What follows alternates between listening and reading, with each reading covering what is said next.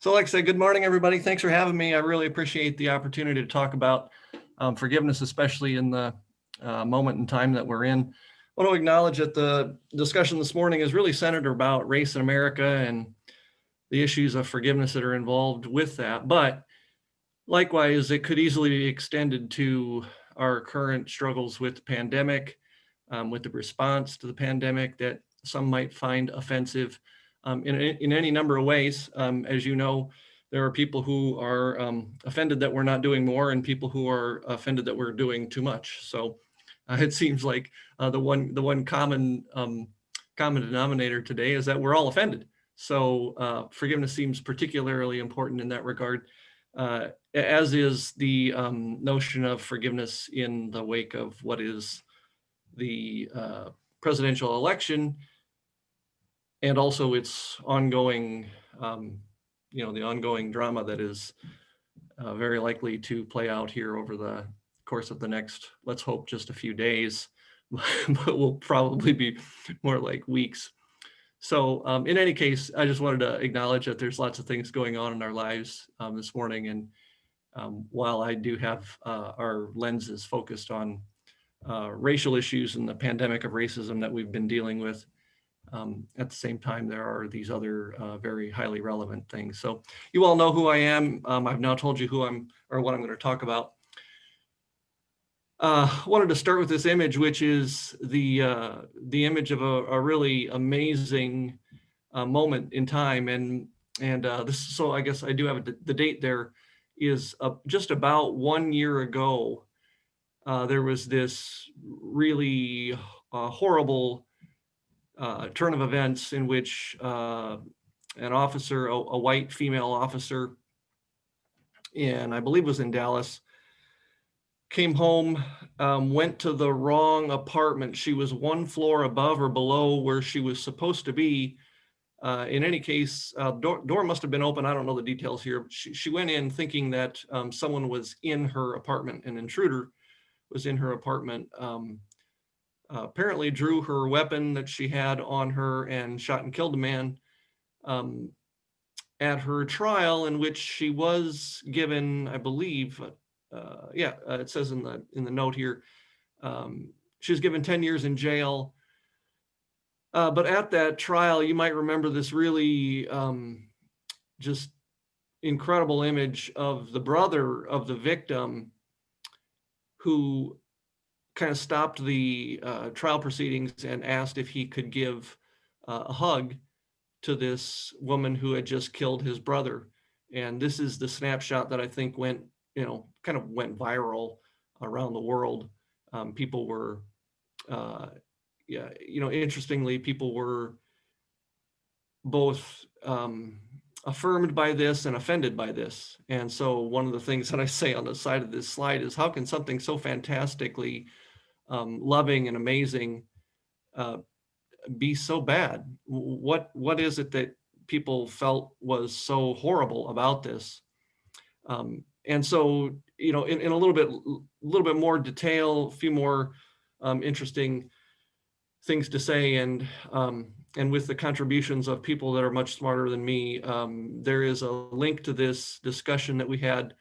I guess it was about a year ago that we had the discussion.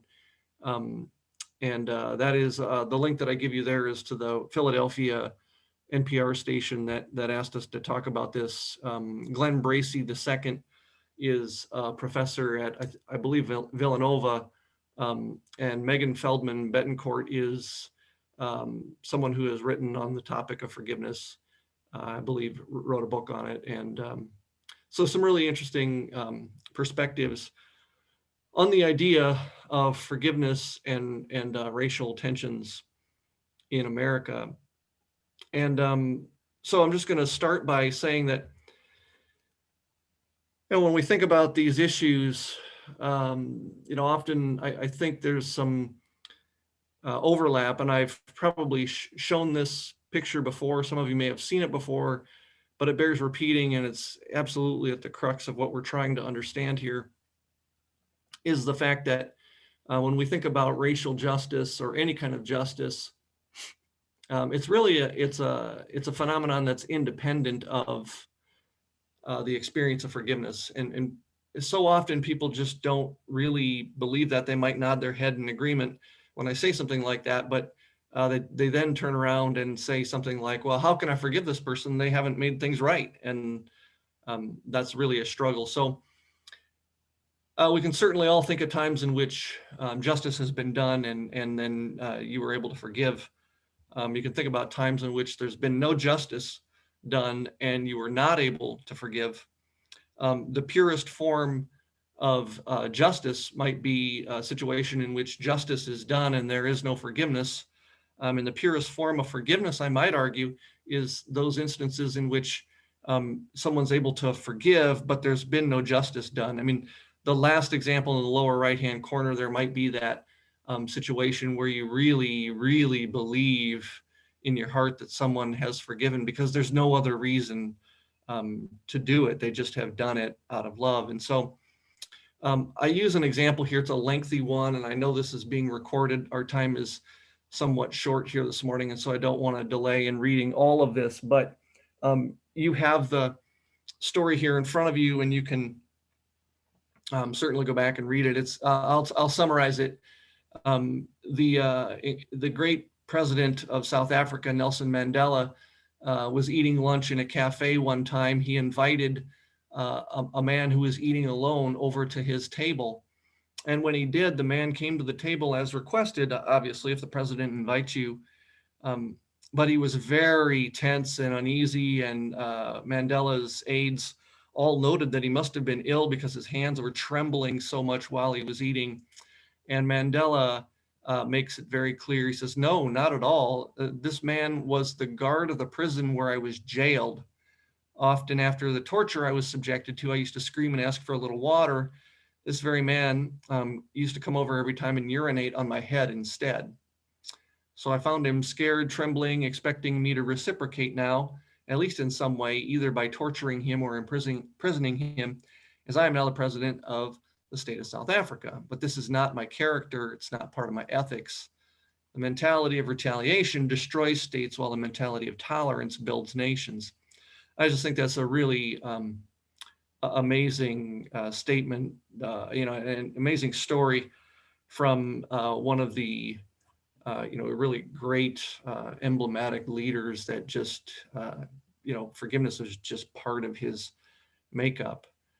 Clearly, no justice done here. The man was, sitting freely eating lunch in a cafe that Mandela happened to go to. Apparently, Mandela just felt no ill will towards this fellow. So here's the thing, not everybody's Nelson Mandela, and it's really difficult to think about forgiveness, especially when you consider situations like we're in now in the racial climate and have been in the racial climate in America.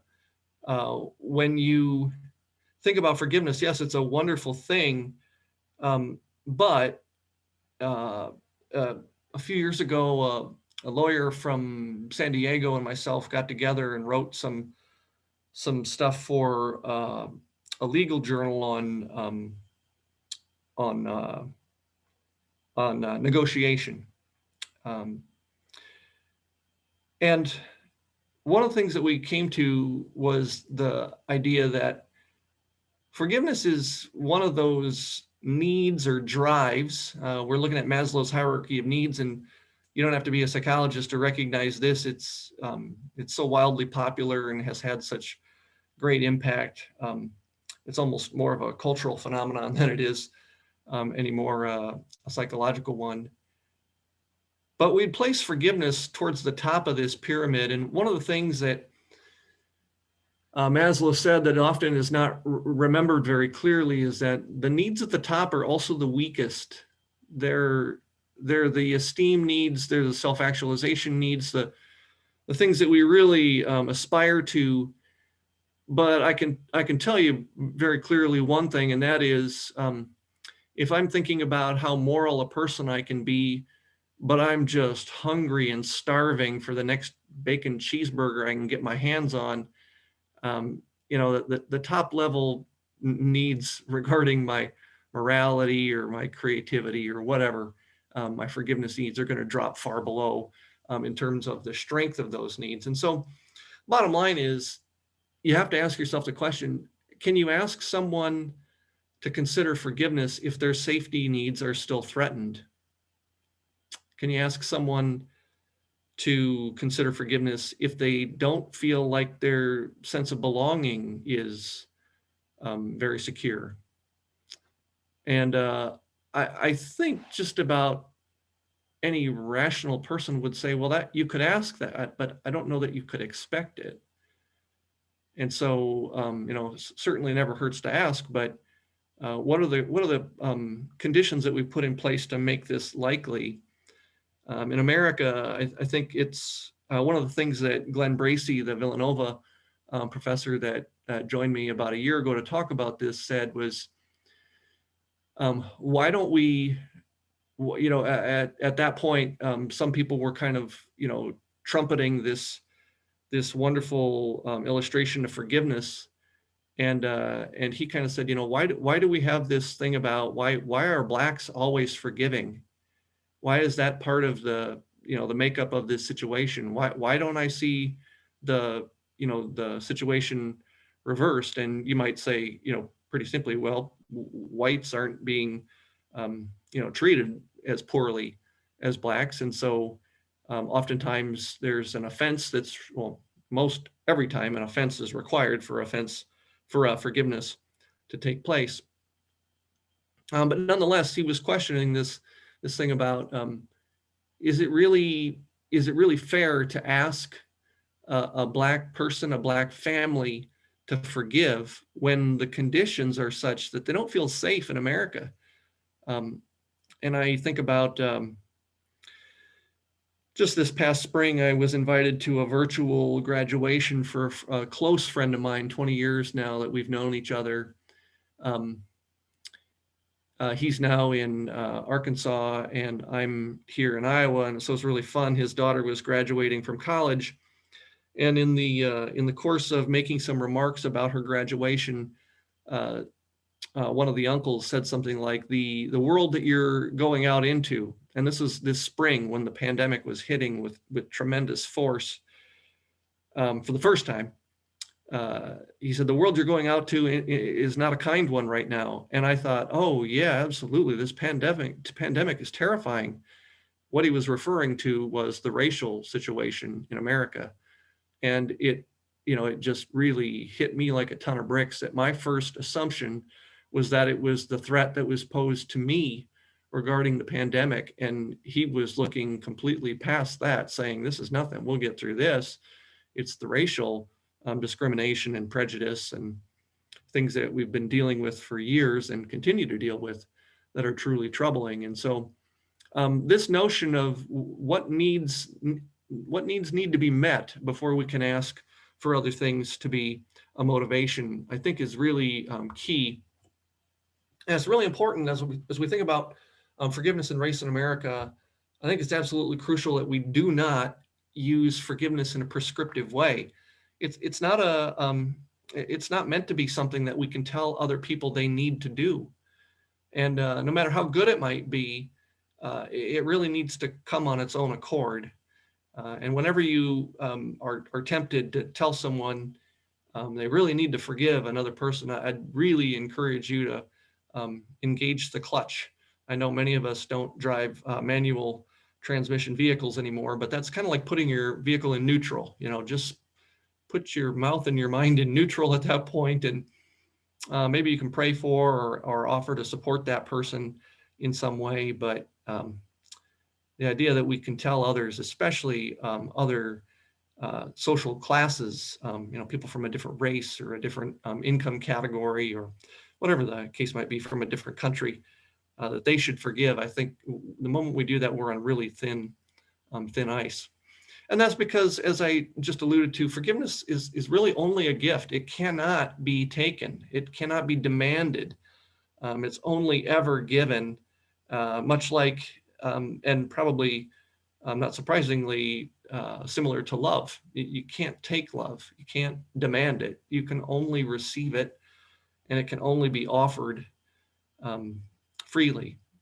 So those are some thoughts about forgiving other people. Just kind of, usually I start here, but I thought it would be interesting to maybe try to end here, or at least I'm going to transition here in a second.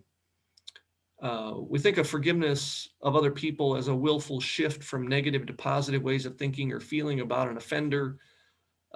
In short, it could be thought of as replacing hatred with love or forgiveness.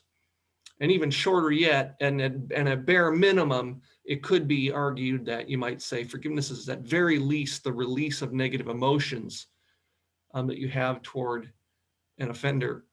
So thinking about forgiveness in this way kind of separates it from many of the other things that we've just referenced, things like social justice and other dimensions that are running in different directions. It's truly an intrapersonal experience, the way that we think about and educate about forgiveness. A Black person that has been treated very poorly, has been discriminated against, who decides to forgive, good for them. Doesn't mean that they can't continue to fight for justice. Those two things are completely compatible. My only suggestion would be make sure that fight is not at its core a response to your hatred to the other side, because that starts to blur things again. When we fight for justice out of pure hatred, and this is where it would kind of, I think, grow more broadly into issues like the pandemic, issues like political election season and whatnot that's happening right now, is that when your motives are really born out of hate, that's not a good thing to be engaging in. You might make yourself feel good by saying, well, I'm fighting for the right thing. Well, according to you, but according to others, you're just trying to destroy the other side. And that's what hatred is. Hatred is the intent to see another person or group hurt or in pain or in some way destroyed or removed from existence. And so, I just get really nervous because I hear lots of hate. The word hate has to have been increased many-fold in the last few years. Some folks would attribute that to the leadership of the last 4 years. I would attribute that to individuals over the last 4 years. Hatred doesn't look good on anybody, on either side of any issue, no matter what color, race, or creed you are. Hatred is not a pretty color on anybody. So, like I said, Blacks that are able to forgive, I absolutely, I'm in awe, frankly. There are people that forgive on a daily basis that I think to myself, I've studied this for 20 years. I'm not sure I could do that. And yet others find it in themselves to be able to forgive. And so Blacks do better. And I see the time is starting to run short, so I'm just going to say quickly, forgiveness even protects Blacks from what we call everyday racial discrimination. And if you're interested in that topic, I can certainly talk more about that with folks some other time. But what we find is that for the most forgiving people, everyday racial discrimination does not lead in the same degree to the depressive symptoms that come for others who are less forgiving about those discriminatory acts. Now, remember, this doesn't mean to say that people are just saying it's okay to be discriminated against. It says that they're forgiving those insults and moving past them. They might continue to work for justice and work for change, and that's fine.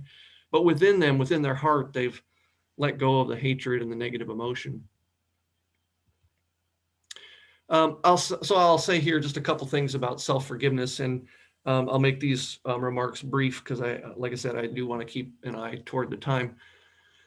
Self-forgiveness is a lot like forgiving other people. It's a willful shift from negative to positive thinking or feeling about yourself as an offender, replacing hatred with love and forgiveness as it's oriented to yourself, or at least releasing negative emotions towards yourself.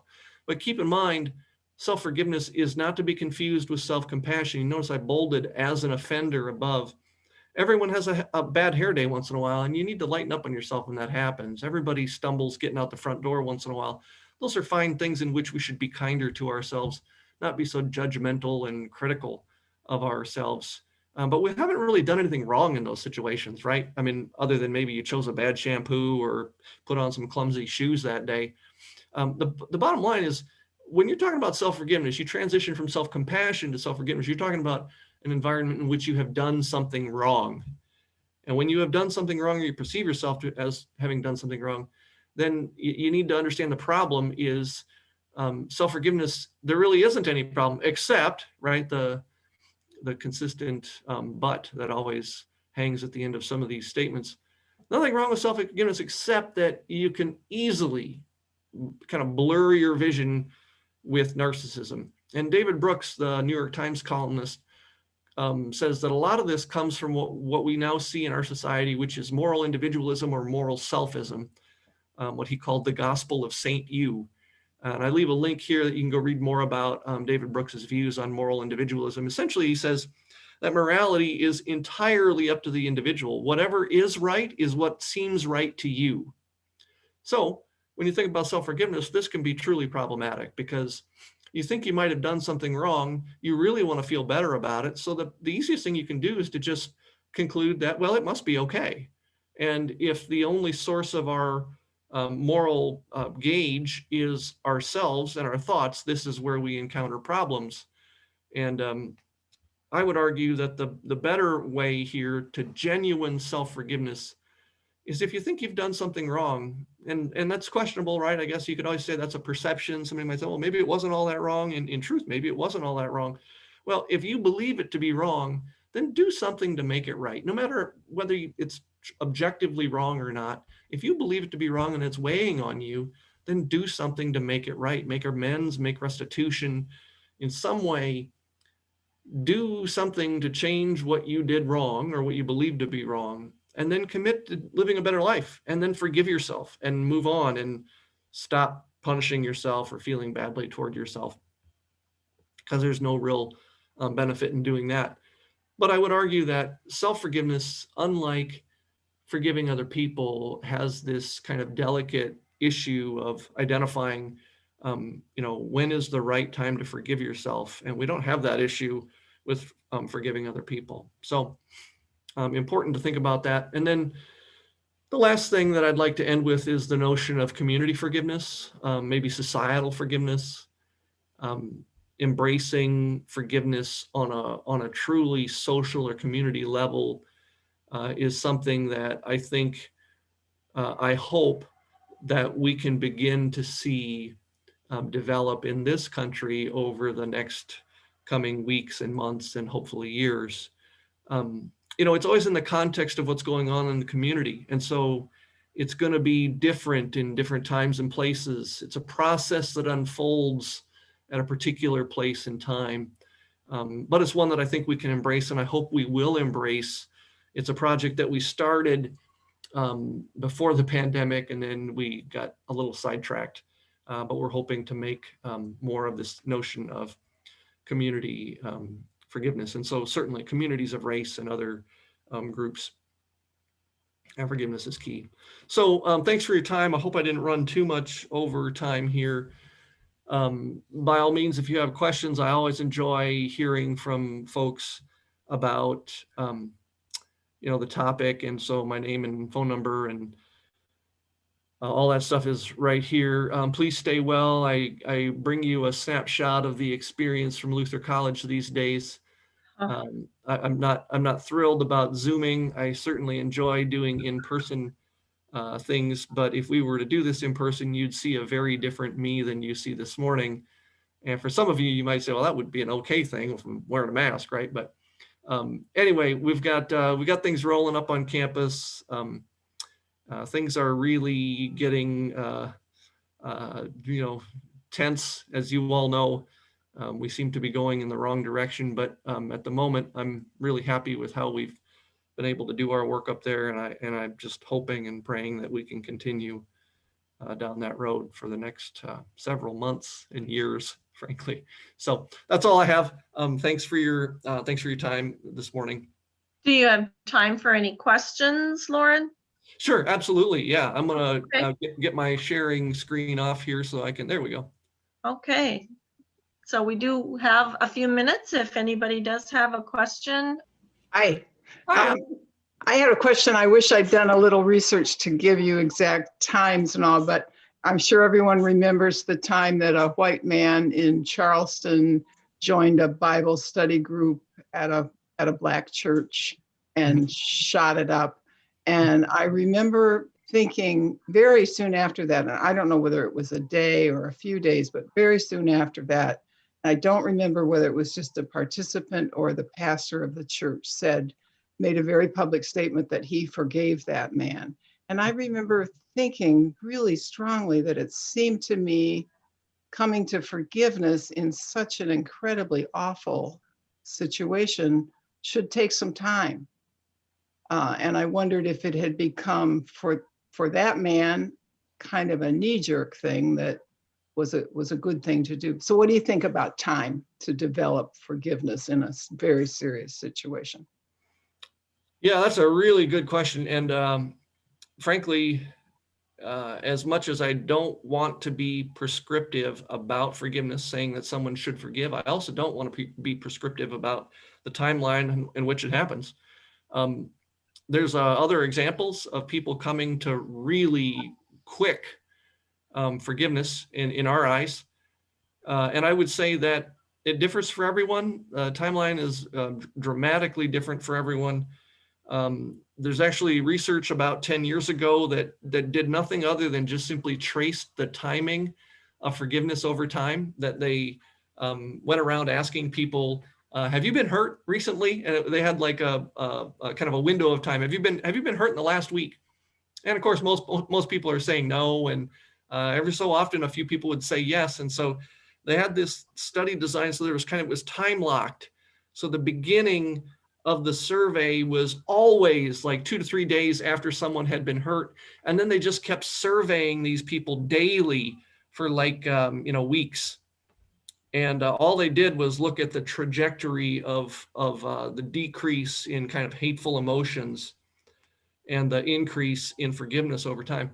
And for every single person, there was a different kind of trajectory that occurred. But on the whole, what they found is that a lot of people, the hateful emotions drop considerably, very rapidly. In fact, they drop logarithmically, which is really drastically fast. So I guess what I would say is it's really hard sometimes to believe it, but I do. I think it does happen. And there is no one timeline for anyone or for anything that seems right. It does seem like, at least for me, it would take more time, I think. Well, I don't need to conjecture on that. When it does happen to me, it takes more time. So, but that's not true for others. And we also know that forgiveness sometimes happens like a light bulb. People have an insight and it just flips a switch and they change. And so that's, yeah, I remember that very clearly. I remember my jaw hitting the floor when I think it was a member of that church that came out and made this really strong proclamation of forgiveness. And, more power to those people. But I would say the thing that the only thing I don't like about those situations is they get a lot of attention. And it makes it feel sometimes like, maybe there's something wrong with me if it doesn't happen that fast, or I sometimes do get a little skeptical and I wonder like, so are they just trying to get attention? Is that what this is about? So the media frenzy on some of those things sometimes can be a downside. So what about if you feel that you would like to ask forgiveness of those you haven't appreciated enough or feel that you hurt in some way? So that's kind of like maybe they're already gone. How do you approach that? So a feeling of shame and sorrow. for having done something yourself that may have hurt others. Mhm.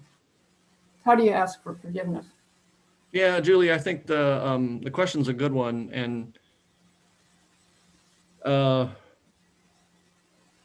whether we're talking about self-forgiveness or forgiving other people, in almost all of those circumstances, we have always emphasized the importance of being really careful about asking. Simply because you don't know what the response might be. And if you're asking for forgiveness from someone, you have to be prepared for the possibility that they might not offer it, and that so the direct act of asking for forgiveness, it may be a good thing socially to do, but in terms of getting past these things yourself, it it can go both ways. And so the bottom line is, if you've hurt someone or you feel like you didn't appreciate them enough in some way, and that's those are common things regarding self-forgiveness, is that they can either be acts of commission or omission that oftentimes kind of stick with us and make us feel regret or shameful about things. The truth is, it's on you to get past it, kind of no matter what someone else might say. If someone's gone, if they're too distant, or if they're passed on and no longer available to have a conversation or to write a letter to, it's especially important that you're not hung up by that, because as I say, it's not necessarily always something that's going to bring us relief. And the bottom line is, I think in those circumstances, the number one thing is to be honest with yourself. If you have done something that you consider to be wrong, then the important thing is, if you can't make it right with the person, make it right with the world. And by that, I mean, do something or anything that you might consider a means of making amends.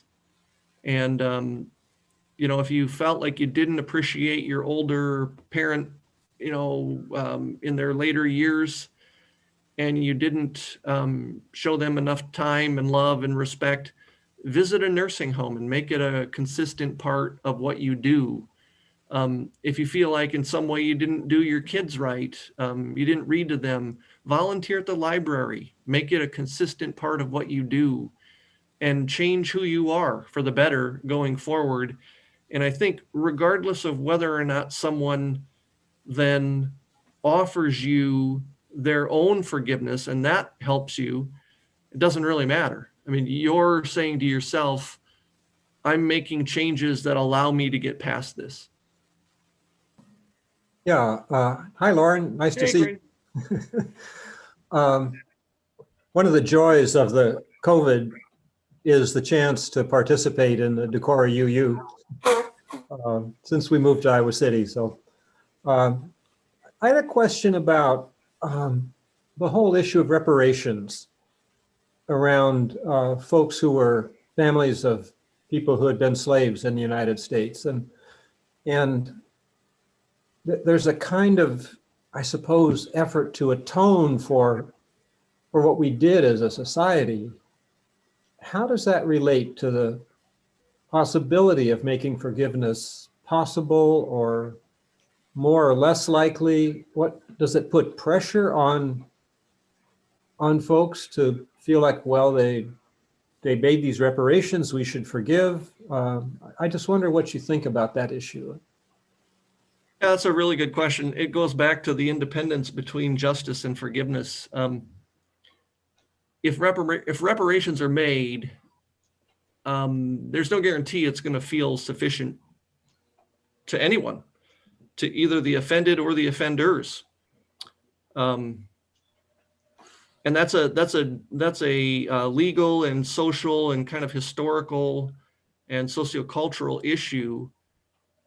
And I really believe it has to be within each individual, within their sense of morality and religious or spiritual beliefs, whether or not they forgive themselves, if they forgive others.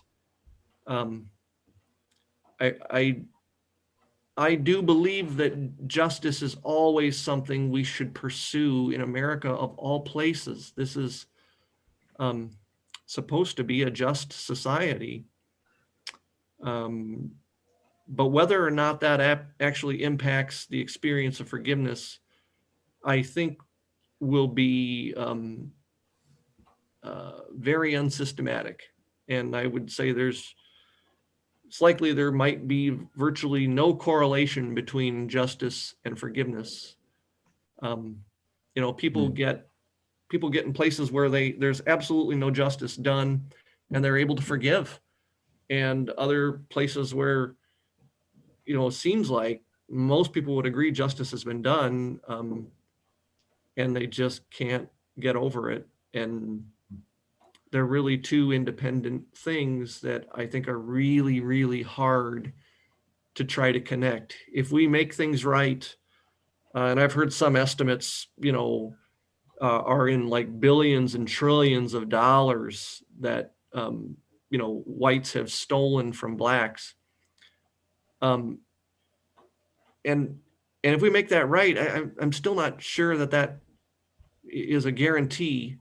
And that's where I would say from earlier, we have to be really careful about not being prescriptive. Like, hey, we made everything right. Now, what's your problem? Well, it wasn't right for hundreds of years, and people suffered in mighty ways and continue to, that have nothing to do with money. So just because you hand over a big wad of money doesn't make everything else okay. And so I think it's a really significant challenge, and one that really has to be met head on. If you want groups to engage in forgiveness, then that has to be the aim, in addition to making things right and just and fair. So I wonder if we need sort of one-to-one conversations like the truth and reconciliation stuff, where people actually, and it would be difficult to do across generations, obviously, that people that were really hurt are no longer alive. So, but plenty of harm has been done now. Yeah. That we could work on it much more immediately. Yeah, I agree. Thank you.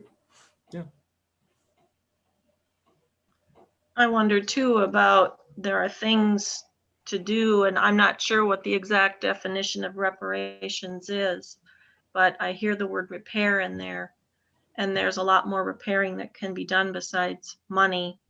If people are willing to engage in police reform and, rooting out white supremacy in our systems, those are all forms of reparation. And adequately funding education and childcare and reproductive rights and healthcare, that's all reparation. If we do it in a way that serves all people. And we can all be a part of that ourselves. Right. Loren, does any of this conversation tie into your community forgiveness? How does community forgiveness, that project work? Yeah, I think it all does. I mean, the bottom line is that, when people think about making things right, it's only, that's repair mindset, right? That's reparation mindset. And that does not necessarily address the issues of the offense that has been taken, the hurt that has been endured. So our community forgiveness project is really about placing that at the same level of priority as the issues regarding reparation. And that's where I'll just emphasize it's it's key to make sure that we think of these things as two independent processes, because otherwise it's very risky that you get someone who says, well, we made that right, I don't know what you're still upset about, you know. And we need to build forgiveness into our communities in a way that you know, it's truly regarded as being a high priority, not just something that should be a convenient side effect of what else we do. So. Cool. So there's a lot of conversation about Black people and racism in the United States. Black Lives Matter certainly has done a lot to put that out there. I have a couple of friends who are from the Pine Ridge Indian Reservation and the Rosebud Indian Reservation in South Dakota, where their standard of living is lower than Haiti. They're considered a third world, you know, most impoverished place in America. Where do our Indigenous people stand in this racial conversation? Or is that something separate that we should be having? Or should that be inclusive with the history of racism with African American people? You know, speaking just for myself, and certainly I know there are other views online here this morning. I don't think this is anything unique to one group. I mean, the issues within each group are unique, most certainly. But the notion of systematic oppression, you know, runs across consistently across many different groups, and it seems as though it only changes with time. And the groups that are, you know, currently being oppressed, some have been, others are, you know, newly oppressed, and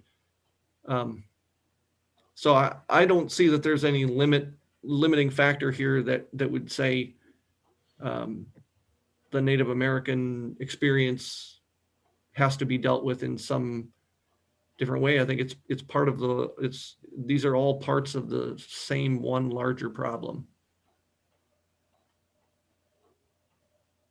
And I'll just make a comment, because part of my preparation for today was, and I didn't include anything about it, but I watched a documentary and did some reading about called the Dakota 38, which is 38 Dakota warriors who were hung on December 26th of 1862 after a brief war with settlers.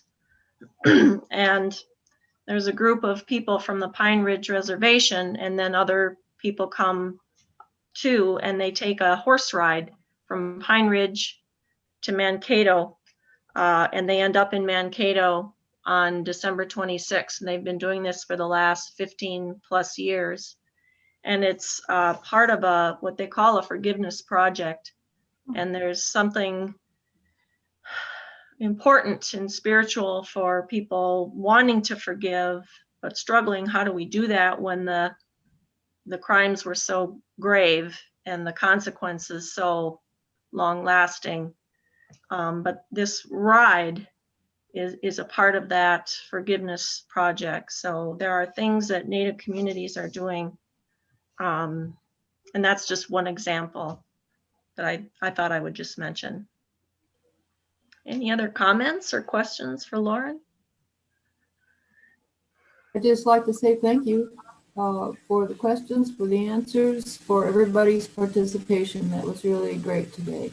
I got a lot from it, so thank you. Yeah, thank you, Loren. That was great. Yep. Yeah, Thank you. Thank you. And maybe you'll get some emails and other contacts too to follow up as people have other thoughts. Sure. Yeah, thank you to the group. All right.